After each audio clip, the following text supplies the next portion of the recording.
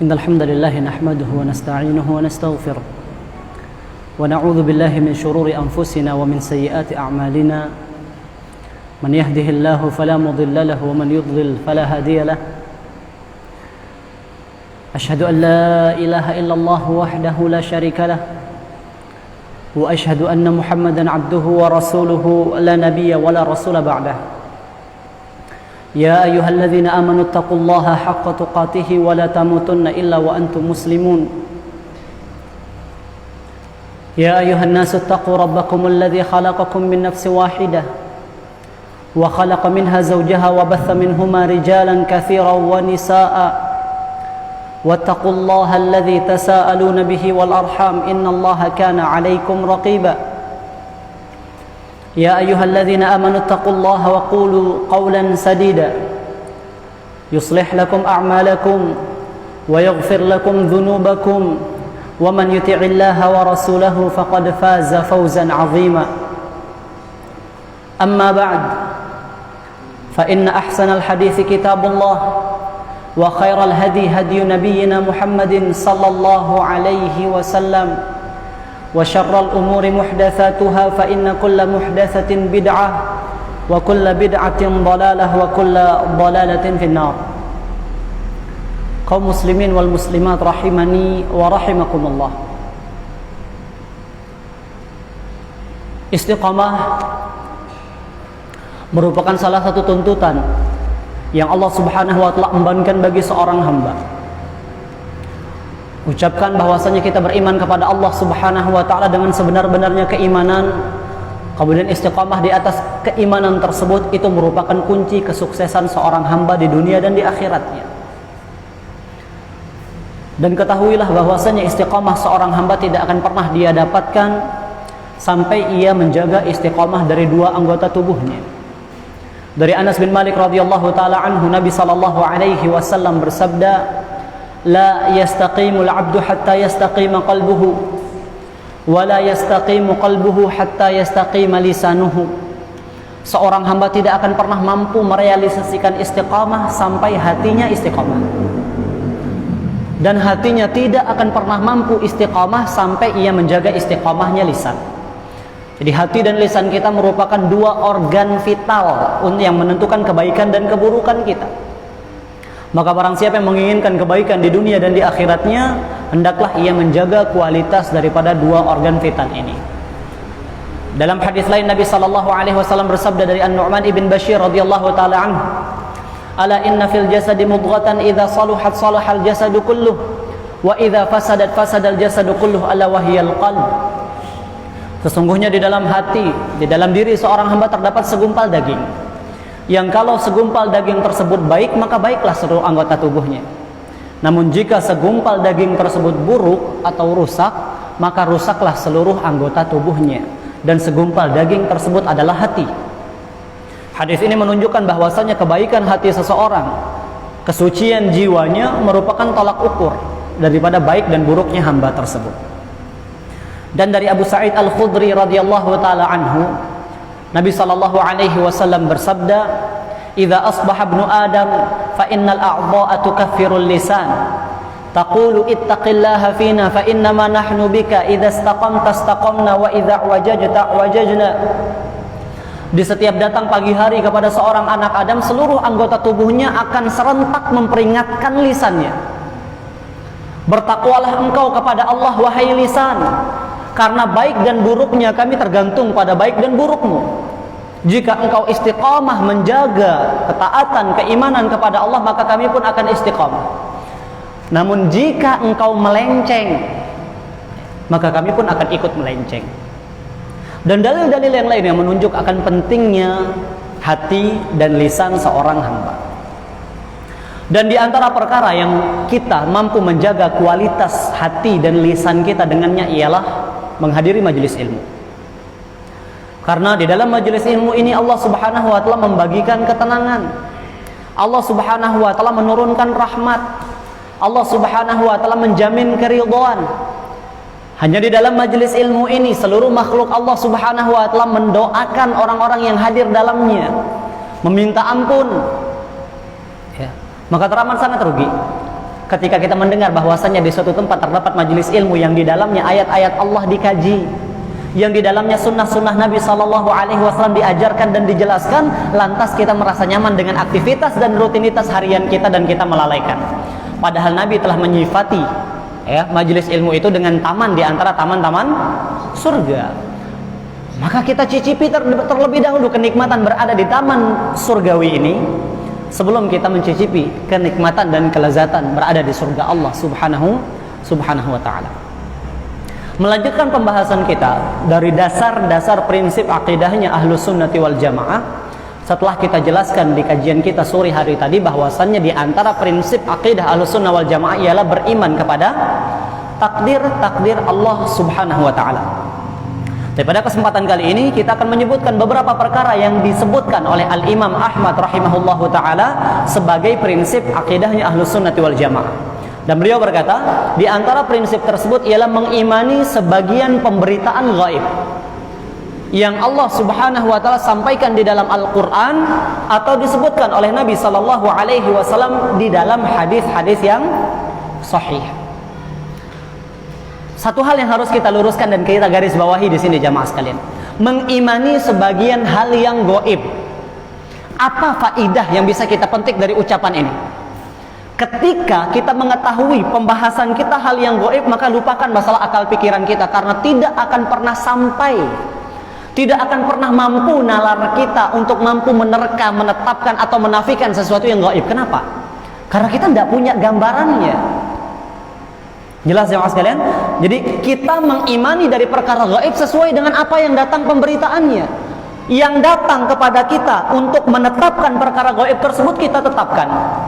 Yang datang dalam rangka menafikan kita nafikan. Tidak bisa kita pakai nalar pikiran kita dalam mencerna perkara-perkara yang gaib, karena selamanya akal kita tidak akan pernah mampu untuk sampai. Kalau Anda tanya kepada antum lihat mobil putih di sana, Anda tanya kepada antum apa yang ada di balik mobil putih tersebut, antum tahu? Kita tidak tahu. Padahal itu bukan perkara gaib loh. Itu perkara yang tampak. Antum pergi saja ke sana, antum bisa menjawab pertanyaan ini. Maksudnya sebegitu dangkalnya, sebegitu pendeknya ilmunya manusia gitu. Jadi tidak bisa kita jadikan tolak ukur menerima sesuatu yang gaib itu yang sesuai dengan keinginan kita, tidak bisa. Jadi acuan kita satu-satunya dalam menetapkan perkara gaib adalah nas. Jelas jemaah sekalian? Jadi perkara gaib itu hanya boleh kita tetapkan kalau ada dalilnya, dan kita nafikan juga kalau ada dalilnya. Tidak boleh kita menetapkan sesuatu yang tidak ada dalilnya, dan tidak boleh kita menafikan sesuatu juga melainkan di atas ilmu. Ya, di antara akidahnya Ahlus Sunnati wal Jamaah bahwasanya mereka mengimani beberapa perkara gaib. Banyak perkara gaib. Ya, tapi beliau sebutkan di sini beberapa contohnya. Bukan berarti kita tidak wajib beriman kepada semuanya. Semuanya wajib kita imani. Alif lam mim dzalikal kitabu la raiba fihi hudan lil muttaqin. Alif lam mim itulah Al-Qur'an, kitab yang tidak ada keraguan di dalamnya, petunjuk bagi orang-orang yang bertakwa. Sifat pertamanya orang-orang yang bertakwa di sini apa? Alladzina yu'minuna bil ghaib, yaitu mereka yang beriman kepada yang gaib. Apa yang dimaksud dengan yang gaib? Ya apa-apa yang tidak bisa kita lihat dengan indra kita, ya.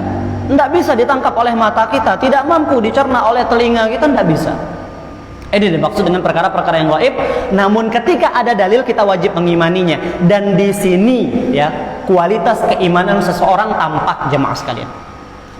Karena mengimani sesuatu yang tidak terlihat itu kita harus mengalahkan hawa nafsu dan egoisme kita.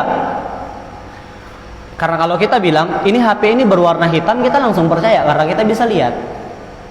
Tapi kita digambarkan misalnya surga itu seperti ini, kelak akan ada telaga Nabi yang sifatnya seperti ini. Kita tidak pernah menyaksikan, ya kan? Jadi ketika kita meyakini itu betul-betul kita membenarkan apa yang Allah Subhanahu wa taala kabarkan, apa yang Nabi sallallahu alaihi wasallam sampaikan. Kemudian setelah memberikan muqaddimah ini, berkata rahimahullahu taala, dan di antara perkara gaib yang wajib untuk kita imani adalah hadis-hadis ru'yah. Apa yang dimaksud dengan hadis-hadis ru'ya? Hadis-hadis atau dalil-dalil yang berbicara bahwasannya orang-orang yang beriman akan melihat Allah di hari kiamat kelak. Kenapa? Karena orang-orang Jahmiyah dan orang-orang Mu'tazilah menafikan bahwasanya kita tidak akan pernah melihat Allah Subhanahu wa taala. Ya. Akan tetapi di antara prinsipnya Ahlus Sunnah, orang-orang yang Allah muliakan dengan surga akan diberikan kenikmatan tambahan. Apa kenikmatan tersebut? Lilladzina ahsanul husna wa ziyadah, firman Allah Subhanahu wa taala, bagi orang-orang yang senantiasa berbuat baik, al husna yaitu surga, wa ziyadah dan tambahan. Nabi sallallahu alaihi wasallam sendiri yang menafsirkan ayat ini, tambahan yang dimaksudkan di sini apa? Ar-ru'yatu ilallah taala. Melihat Allah Subhanahu wa taala, dan ini kenikmatan tertinggi penghuni surga. Jadi Allah Subhanahu wa taala menyingkap tabir cahaya yang menghalangi pandangan hamba-hambanya dari Allah, dan semua kita melihat Allah Subhanahu wa taala. Jadi banyak hadis-hadis yang berbicara bahwasannya orang-orang yang beriman kelak akan melihat Allah di hari kiamat. Maka di antara yang harus kita imani adalah hal tersebut. Kenapa? Karena ada dalilnya. Ya, tadi kita sudah sebutkan perkara gaib ini sifatnya tauqifiyah, tidak boleh ditetapkan melainkan ada dalil. Dan dalilnya firman Allah taala, ya. Wujuhu yawma idzin nadhiratun ila rabbiha nadhirah. Wajah para penghuni surga pada hari tersebut itu berseri-seri, bersinar, berbahagia. Semoga Allah menjadikan kita para penghuni surga.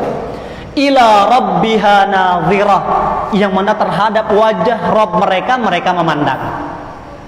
Jadi semua orang-orang yang beriman itu akan dianugerahkan dan dikaruniakan kenikmatan berupa kelezatan memandang kepada wajah Allah Subhanahu wa taala. Taib. Dan Nabi sallallahu alaihi wasallam, ya, beliau juga bersabda, "Innakum satarawna rabbakum yaumal qiyamati kama tarawnal qamar la tudammuna fi ru'yatihi." Hadisnya muttafaqun alaih, Bukhari dan Muslim. Dia sudah derajat hadis ahad yang paling tinggi sudah ini. Sesungguhnya kalian akan melihat Rabb kalian di hari kiamat sebagaimana kalian melihat bulan purnama. Apakah maksudnya Allah menyerupai bulan? Wal'iyadzubillah. Ya, maha suci Allah Subhanahu wa taala dari keserupaan dengan makhluknya. Jadi Nabi menyamakan dari segi cara kitanya melihat. La tudammuna li ru'yatihi, yang mana kita tidak akan saling berdesak-desakan ketika melihat. Jadi kalau antum bingung gimana caranya? Kalau kita semua melihat Allah, berarti kita semua akan berdesak-desakan. Coba ketika antum melihat bulan, apakah kita harus berdesak-desakan? Iya kan? Semuanya melihat bulan dengan jelas atau tidak? Semuanya melihat bulan dengan jelas. Begitu pula kejelasan kita akan melihat Allah Subhanahu wa taala. Tapi ingat ya, ru'yah ini ada dua, jamaah sekalian. Ru'yatu alimtinan wa ru'yatu alimtihan. Dua kali ya, makhluk akan melihat Allah di hari kiamat. Yang pertama ru'yah yang sifatnya anugerah di dalam surga untuk orang-orang yang beriman. Yang kedua ru'yah di mauqif, di padang mahsyar. Dan di situ ujian. Karena ketika orang-orang kafir menyaksikan Allah Subhanahu wa taala, semakin takut mereka. Semakin takut mereka, ya. Di situ mereka menyesali semua perbuatan dosa dan kekufuran mereka. Ternyata Rabb yang mereka kufuri, Rabb yang mereka maksiati, yang mereka dustakan, ternyata Rabb yang begitu agung dan luar biasa. Di situ mereka teruji, ujian mereka semakin berat, rasa takut mereka semakin besar. Nah, orang-orang yang beriman berlanjut, ya, pandangan tersebut sampai ke dalam surga Allah Subhanahu wa taala. Nah, jadi kita tetapkan bahwasanya orang-orang beriman akan melihat Allah Subhanahu wa taala. Dan di antara doa yang senantiasa dipanjatkan oleh Nabi sallallahu alaihi wasallam, Allahumma rzuqni ladzatan nadhari ila wajhikal karim. Ya Allah, berikanlah kepadaku rizki, ya, anugerahkanlah aku kenikmatan, kelezatan memandang kepada wajahmu yang mulia di hari kiamat kelak. Dan doa ini kita ucapkan jamaah sekalian. Kita meminta kenikmatan untuk bisa melihat dan menyaksikan wajah Allah Subhanahu wa ta'ala. Lantas bagaimana dengan firman Allah Subhanahu wa ta'ala? Misalnya kisah Nabi Musa, Rabbi arini anzur ilaika. Ya Allah, izinkanlah aku untuk melihatmu. Qala lan tarani. Allah berfirman, engkau tidak akan pernah melihatku wahai Musa. Para ulama menjelaskan, ya lihat lanjutan ayatnya. Ya. Walakin inzur ilal jabali fa in istaqarra makanahu fasawfa tarani. Akan tetapi lihatlah kepada gunung itu, aku akan singkapkan wajahku kepada gunung itu. Kalau dia tetap berdiri pada tempatnya, di situ engkau akan melihatku. Akan tetapi ketika Allah menyingkap zatnya Allah kepada gunung tersebut, jadi debu gunung tersebut. Maka para ulama menjelaskan kita tidak akan pernah melihat Allah di dunia, karena fisik kita belum kuat untuk melihat hal tersebut. Buktinya gunung saja menjadi debu ketika Allah berusaha menyingkapkan zat Allah Subhanahu wa taala kepada gunung tadi. Namun di akhirat fisik kita bukan lagi fisik kita di dunia. Dan Allah Subhanahu wa taala akan menyingkapkan di dirinya. Taib, apakah hadis ini mengharuskan adanya penyerupaan Allah kepada makhluknya? Kita katakan tidak. Ya. Karena kita akan melihat Allah dengan segala kesempurnaan Allah Subhanahu wa taala. Ya. Bukan berarti kalau Allah bisa dilihat Allah menyerupai makhluknya, enggak. Ya. Allah yang mengatakan bahwasanya Allah bisa dilihat di hari kiamat, kenapa kita harus menafikan? Nabi SAW manusia yang paling tahu tentang Allah mengatakan kita akan melihat Allah di hari kiamat, ya kita takutkan. Kalau Allah bisa dilihat berarti Allah seperti makhluknya. Kita katakan kesamaan nama dan sifat tidak mengharuskan kesamaan hakikat. Ya. Makhluk punya sifat, Allah punya sifat. Apakah mengharuskan kita menyerupakan Allah dengan makhluknya? Jawabannya tidak. Ya. Meja punya kaki, antum punya kaki. Kaki antum sama enggak dengan kaki meja? Binatang punya wajah, kita punya wajah. Siapa di antara kita yang suka ketika wajah kita disamakan dengan binatang? Jadi kesamaan nama dan kesamaan sifat tidak mengharuskan hakikat daripada ya zat yang memiliki nama dan sifat tersebut sama. Allah Maha mendengar kita tetapkan karena Allah yang mengabarkan Allah. Jangan ribut. Bukan ribut. Iya. Allah yang mengabarkan, misalnya Allah Maha mendengar.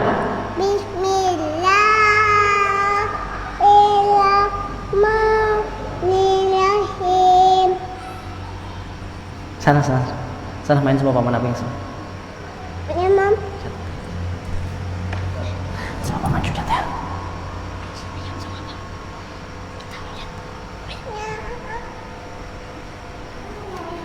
Ya. Jadi misalnya Allah Ta'ala berfirman, "Laisa kamitslihi syai'un wa huwas samiul basir." Tidak ada yang serupa dengan Allah Subhanahu wa taala dan dialah Allah Subhanahu wa taala yang Maha mendengar lagi Maha melihat. Yang menetapkan Allah Maha mendengar siapa? Yang menetapkan Allah Maha melihat siapa? Allah sendiri. Maka kita tetapkan. Tapi apakah penglihatan Allah seperti penglihatan kita makhluknya? Apakah pendengaran Allah sebagaimana pendengaran kita makhluknya yang frekuensinya dari sekian sampai sekian? Tidak. Allah memiliki penglihatan yang sesuai dengan keagungan dan kesempurnaan Allah. Allah memiliki pendengaran yang sesuai dengan keagungan dan kesempurnaan Allah Subhanahu wa taala. Kesamaan nama tidak mengharuskan kesamaan hakikat. Baik, ini yang pertama. Kemudian yang kedua dikatakan oleh Imam Ahmad, di antara ya perkara gaib yang wajib kita imani adalah hadisun nuzul. Apa yang dimaksud dengan hadis nuzul?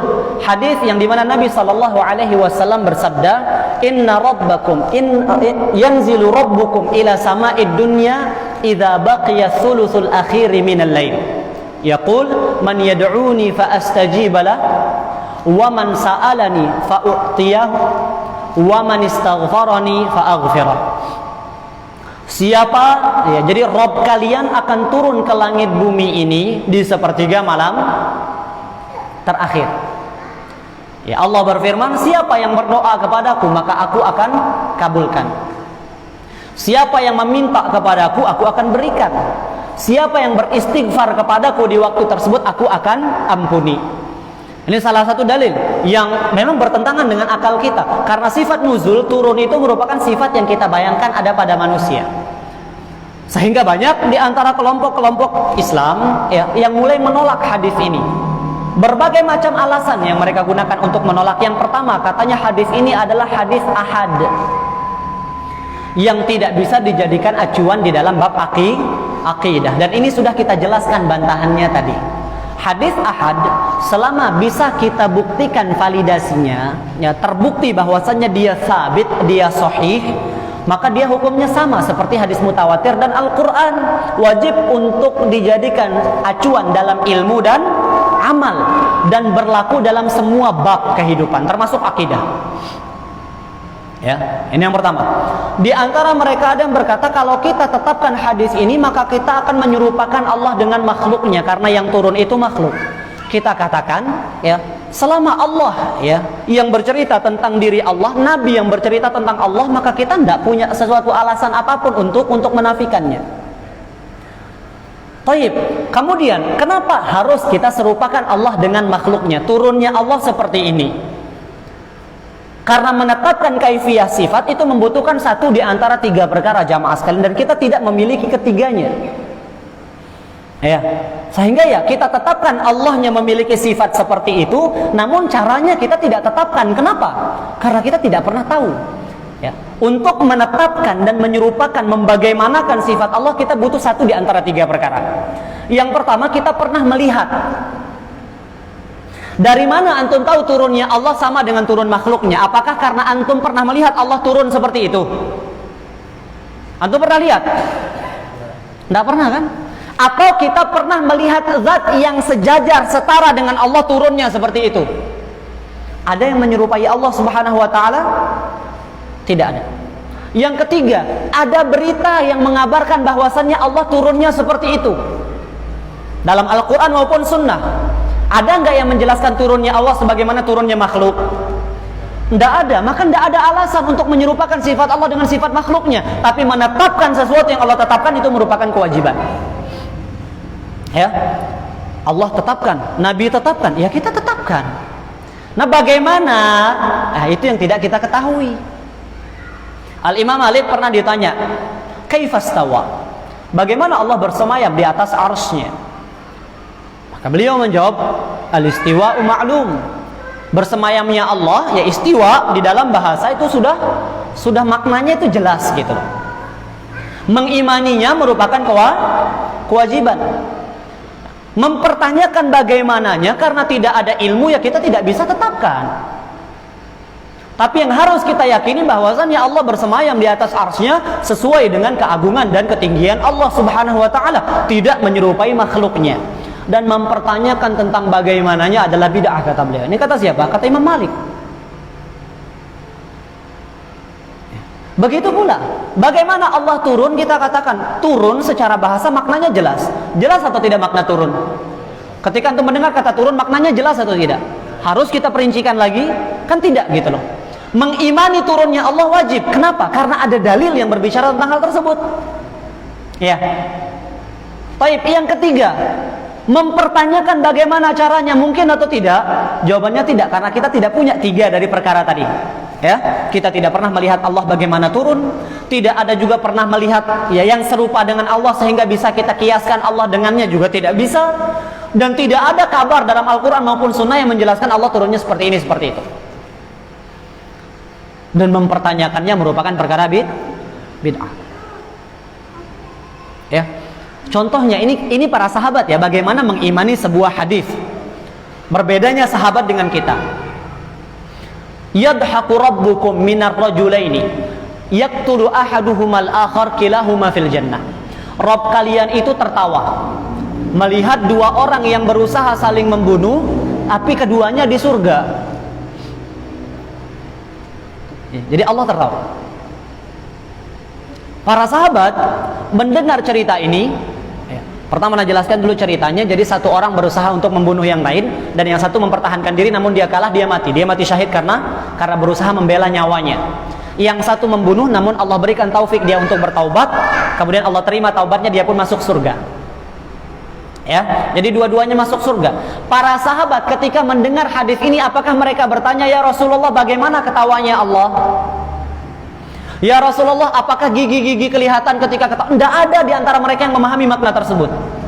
Yang mereka ucapkan apa? Lan na'dima khairan min rabbin yadhak. Langsung mereka ambil sebuah faidah. Kalau gitu kita tidak akan pernah kehabisan kebaikan selama Rabb kita tertawa. Langsung mereka ambil sisi pemahamannya.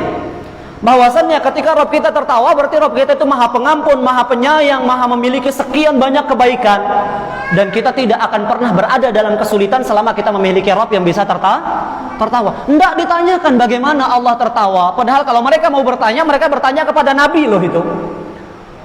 Tapi begitu mereka menyikapi ayat-ayat yang berbicara tentang sifat Allah Subhanahu wa taala. Ya, jadi jamaah sekalian, kita yang terkadang terlalu banyak mempertanyakan kenapa? Karena kita selalu berusaha menganalogikan Allah dengan kita. Bagaimana kita bersemayam, bagaimana kita turun, bagaimana kita begini, kita begitu, itu kita selalu kaitkan dengan bagaimana kita, dan itu yang menjadi penyakit dalam bab asma wa sifat. Allah turun, kita imani karena yang menyampaikan kepada kita adalah Nabi SAW. Kemudian di antara yang menolak sifat nuzul ini mereka mentakwil, ya. Mereka mengatakan yang dimaksud dengan nuzul di sini adalah nuzulnya rahmat Allah, turunnya perintah Allah, turunnya rahmat Allah, bukan turunnya zat Allah. Taib. Bagian awal hadis mungkin bisa kita takwil. Rob kalian turun di sepertiga malam terakhir, kita ubah dengan Rob atau perintah Rob kalian turun, rahmat Rob kalian turun, bisa. Tapi bagaimana dengan firman Allah, barang siapa yang berdoa kepadaku maka aku akan kabulkan? Apakah rahmat Allah bisa mengucapkan ucapan tersebut? Ya, karena di situ Allah berfirman katanya. Kalau antum takwil kata Rabb yang pertama dengan rahmat atau dengan perintah, maka harusnya yang berfirman di situ adalah rahmat dan perintah, dan itu tidak masuk ke dalam nalar. Kalau kita berhasil mentakwil bagian pertama, bagaimana cara kita mentakwil bagian yang kedua? Rahmat Allah berfirman. Apakah rahmat Allah bisa mengampuni, bisa memberikan? Tidak, Allah yang bisa memberikan itu semua. Tidak bisa kita mentakwil. Kemudian bagaimana kita bisa menetapkan sifat nuzul ini sementara sepertiga malam akhir di setiap belahan dunia itu berbeda? Kalau di sini kita malam, belum tentu di tempat lain malam. Nah, malamnya siapa yang Allah Subhanahu wa taala ikut? Gimana cara antum menjawab? Iya kan? Kalau sepertiga malam di sini, di tempat lain bisa jadi pagi. Maka di sepertiga malam mana? Nah, kembali kita katakan, itu karena kita mengaitkan dengan kita. Yang keberadaan kita kalau ada di satu tempat, tidak bisa ada di tempat yang lain. Ya, keberadaan kita itu terikat dengan wujud, keberadaan kita terikat dengan waktu. Tapi Allah tidak seperti itu. Ya, ketika Allah mengabarkan, bisa jadi Allah Subhanahu wa taala mau di sepertiga malam yang mana Allah Subhanahu wa taala, itu sudah kebijaksanaannya Allah taala. Jadi jangan bayangkan sebagaimana kita, kalau kita ada di sini maka tidak bisa ada di tempat lain. Kalau sepertiga malam di sini kita hadir, berarti di yang lain kita tidak bisa. Bukan seperti itu. Ya. Allah mengabarkan dan Allah punya caranya sendiri. Yang wajib kita lakukan adalah mengimani. Dan jangan antum pikirkan cukup imani saja Allah turun. Lakukan apa yang ada di akhir hadis. Kita tahu Allah berada di langit dunia, ya. Maka kita katakan sekarang Allah perintahkan, siapa yang berdoa aku akan kabulkan. Kalau antum sibuk memikirkan apa makna nuzulnya di sini, faidah hadisnya antum tidak dapatkan. Kemudian di antara alasan menolak hadis ini, katanya kalau Allah berada di langit dunia berarti Allah diliputi oleh langit. Paham maksudnya? Berarti kalau Allah diliputi oleh langit, ya, langit itu lebih besar daripada Allah Subhanahu wa taala. Antum melihat langit, ya. Langit meliputi bumi atau tidak? Meliputi bumi, ya.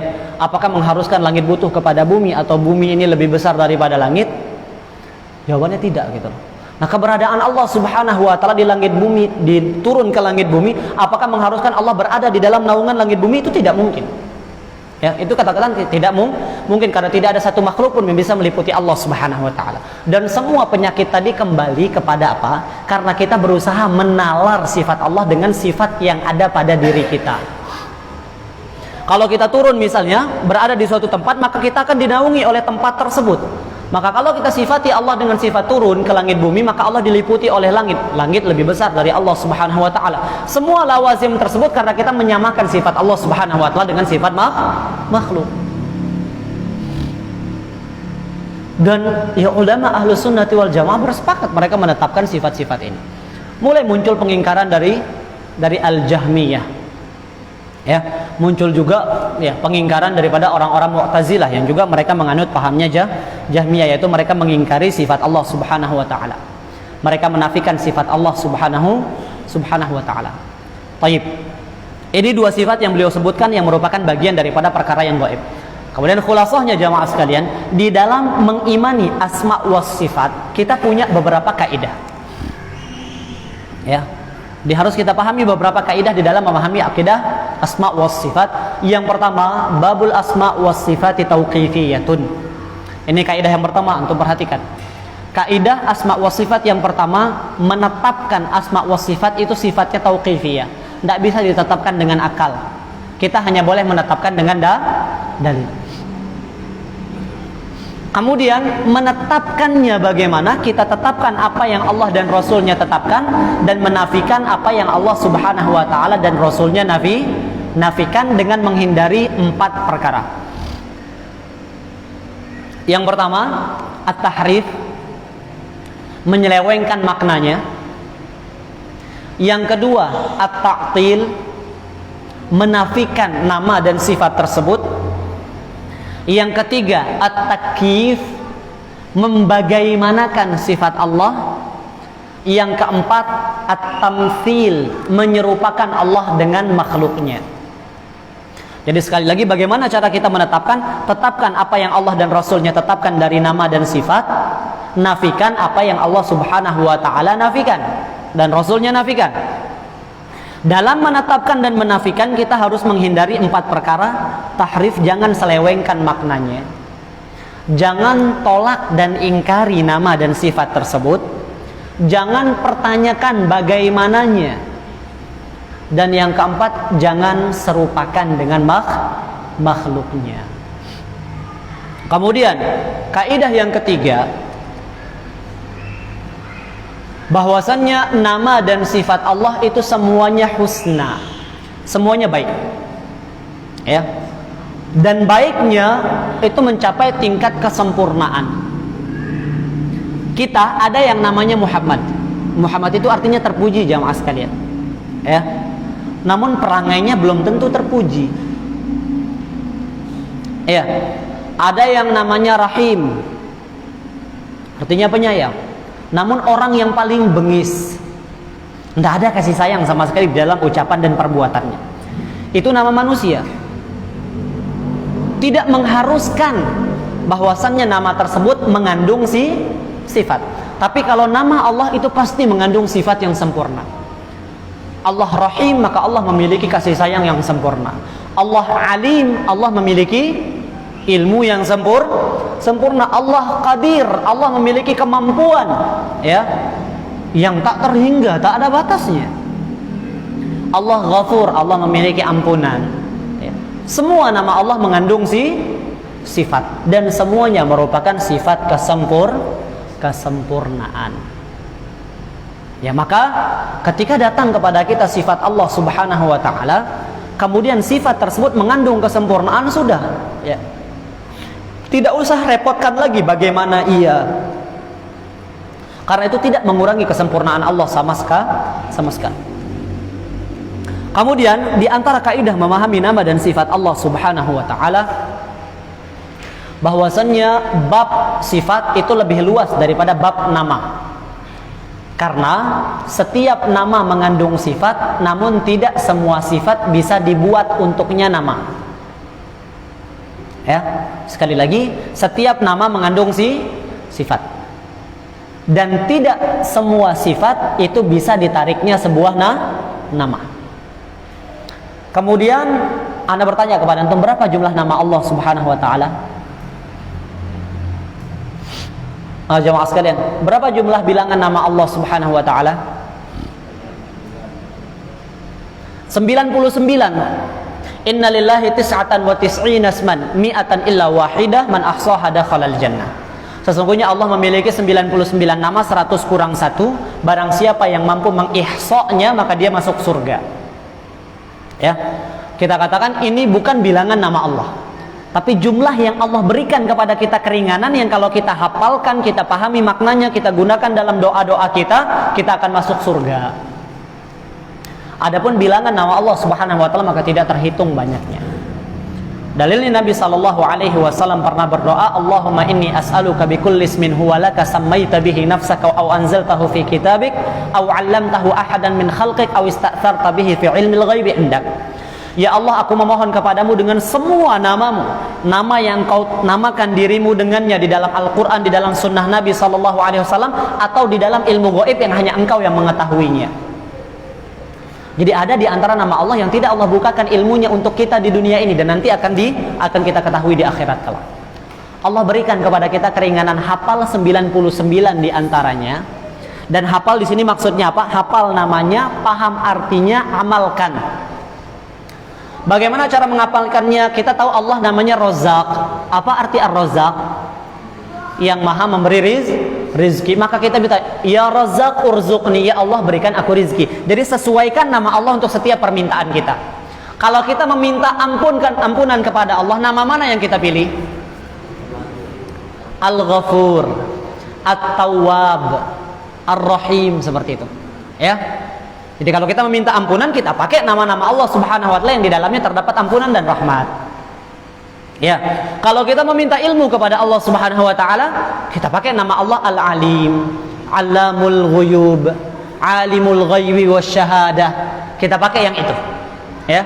Kalau kita meminta kepada Allah Subhanahu wa taala kekuatan, kita pakai yang Al-Qawi, Al-Qadir, Al-Aziz, yang maknanya keperkasaan dan kekuatan. Maka kita sesuaikan. Ketika kita mampu menghafal nama Allah, paham maknanya dan kita pakai, kemudian di antara para ulama ada yang menambahkan, kita cerminkan makna nama tersebut dalam tindakan kita. Kita tahu Allah Maha Penyayang, maka untuk mendapatkan kasih sayang Allah, kita harus berkasih sayang kepada makhluk Allah. Nah, Allah berikan keringanan hanya di 99 nama saja. Jika kita mampu menerapkannya sebagaimana yang dijelaskan oleh para ulama, kita hafal, pahami dan kita amalkan, ya, di situ kita diberikan surga oleh Allah Subhanahu wa taala. Jadi kalau Anda bilang kepada antum sekarang, saya punya uang di dompet saya 200.000. Berapa jumlah uang saya? Anda bilang ke antum sekarang, saya punya uang di dalam dompet 200.000. Berapa jumlah uang saya? Nggak harus 200.000. Yang saya kasih tahu yang di dalam dompet saja 200.000. Ya bisa jadi ada yang lain gitu. Nah sama seperti konteksnya hadis ini. Allah punya 99 yang kalau kita hafal kita masuk surga. Akan tetapi bukan berarti jumlah nama Allah hanya 99. Apalagi sekarang kita sudah di doktrin kita katakan dengan pembatasan kepada 20 nama saja. Atau 20 sifat saja. Yang selain 20 itu dinafikan. Ini juga diantara kekeliruan yang harus kita ajarkan anak-anak kita. Buat mereka menghafal Asmaul Husna, tapi bukan berbentuk lagu atau nyanyian. Ya. Karena justru adanya musik-musik yang dikatakan Islami ini itu mengotori sebenarnya suatu ibadah. Salawat ketika sudah dibuat versi dangdutnya, hilang keberkahan salawat tersebut. Ya. Asmaul Husna ketika sudah dilantunkan dan didendangkan dengan alat musik, hilang sudah maknanya. Padahal ketika kita ya Allah, ketika kita tahu Allah syadidul iqab, ya, pedih siksanya Allah, di situ kita harapkan akan ada rasa takut. Tapi kalau sudah orangnya nyanyikan sambil joget, ya mana ada lagi rasa takut di situ? Maka kita ajarkan kepada anak-anak kita hafalkan kepada mereka, daripada mereka menghafal sesuatu yang tidak mendatangkan manfaat bagi dunia dan akhirat mereka, antum hafalkan mereka, ajarkan mereka, buat mereka bersemangat menghafal Al-Quran. Dan sekarang fasilitasnya banyak jemaah sekalian. Apa antum tidak pengen misalnya orang anak-anak antum usia 10 tahun sudah hafal Al-Quran? Jadi janganlah cukup kita saja yang seperti ini gitu loh, yang sudah setua ini, tapi kalau kita sudah khotam juz 30 saja gitu. Ya mentok-mentok di kul saja, ngaji itu saja kita masih belepotan, itu kita. Maka jangan biarkan yang sama itu terjadi kepada anak keturunan kita. Motivasi mereka untuk menghafal Al-Quran, semangati mereka untuk menghafal hadis-hadis Nabi Sallallahu Alaihi Wasallam. Dan untungnya di antum, orang tua yang anaknya menghafal Al-Quran akan dipanggil di hari kiamat kelak dikenakan mahkota yang terbuat dari cahaya yang cahayanya lebih terang daripada cahaya matahari. Maka kebanggaan terbesar seorang orang tua di hari kiamat kelak ketika anaknya berhasil menghafal Al-Quran. Maka antum motivasi, antum semangati. Dan kuncinya jangan biarkan mereka hafal lagu dari kecilnya. Coba sekarang kalau kita bilang, kalau antum berhasil membuat mereka termotivasi menghafal Al-Quran dari kecil, ya, kayak kita mau tua kita sebagaimanapun, insya Allah balonku ada 5 kita tidak lupa. Walaupun tidak pernah kita murojaah, insya Allah balonku ada 5 lupa atau tidak antum? Tidak kita lupa. Kenapa? Karena itu yang kita disuap dan disuguhkan dari kecil. Maka buat anak antum hafal Al-Fatihah, hafal surat dari mereka kecil, yang sampai mereka tua mereka akan ingat. Ya. Ini kita sekarang Masya Allah album musik itu hafal semua anak-anak kita. Dan itu kita bangga kalau anak kita itu bisa karaoke. Ya. Jadi yang kita upload statusnya dia sedang nyanyi sambil joget-joget, kita bangga. Itu yang kita bilang pintar. Tidak ada sama sekali kecerdasan dari situ. Justru kita itu mendidik anak kita, membunuh karakternya semenjak kecil. Antum latih. Buat dia hafal hadis Nabi SAW, buat dia hafal bait-bait ilmu di antara para. Sekarang alhamdulillah Al-Quran audio sudah ada. Hadis Nabi sudah diaudiokan sekarang dari Sahih Bukhari-nya, ya, itu sudah ada audionya sekarang, bisa antum perdengarkan kepada anak antum. Bait-bait nazam, ya, bait-bait syair yang di dalamnya ilmu itu diringkas juga sudah banyak audionya. Tinggal kitanya saja sekarang mau atau tidak. Baik, jamaah sekalian Allah Subhanahu wa taala muliakan. Ini dia barangkali yang bisa kita sampaikan pada pertemuan malam hari ini, ya. Kita sebutkan khulasahnya sebelum kita akhiri, bahwasannya di antara prinsip akidahnya Ahlus Sunnati wal Jamaah ialah mengimani perkara-perkara gaib. Dan di antara perkara-perkara gaib yang datang penjelasannya ialah terkait dengan nama dan sifat Allah Subhanahu wa taala. Dan di antara sifat-sifat Allah adalah 2 sifat tadi, ar-ru'yah, bahwasanya Allah bisa dilihat di hari kiamat kelak, dan sifat an-nuzul. Kita tetapkan karena ada dalil yang menetapkannya, namun di dalam menetapkannya kita tidak boleh menyelewengkan dan berubah maknanya, tidak boleh pakai takwil, ya. Kemudian yang kedua, kita tidak boleh menolaknya, karena ketika kita menolak satu bagian dari agama, itu sama dengan kita menolak bagian agama yang lain. Kemudian yang ketiga, jangan pertanyakan bagaimananya, karena kalau seandainya ilmu bagaimana itu penting, pasti akan Allah jelaskan, ya. Allah tidak jelaskan karena tidak ada hajat, tidak ada kebutuhan untuk mengetahuinya.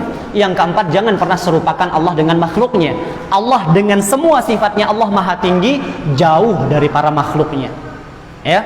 Jadi Allah mendengar, Allah melihat, Allah memiliki ilmu, Allah memiliki kemampuan, semuanya dengan sesuai dengan kemuliaan dan keagungan Allah, sesuai dengan ketinggian dan kesempurnaan Allah, tidak menyerupai makhluk. Dan ingat, kesamaan nama dan sifat tidak mengharuskan adanya kesamaan hakikat. Demikian wallahu taala a'la wa a'lam, wa sallallahu ala nabiyyina Muhammadin wa alihi wa sahbihi wa sallam, wa akhiru da'wana anil hamdulillahi rabbil alamin. Kita akhiri majlis kita dengan doa kafaratul majlis. Subhanakallahumma wa bihamdika asyhadu an la ilaha illa anta astaghfiruka wa atubu ilaik. Wassalamu alaikum warahmatullahi wabarakatuh.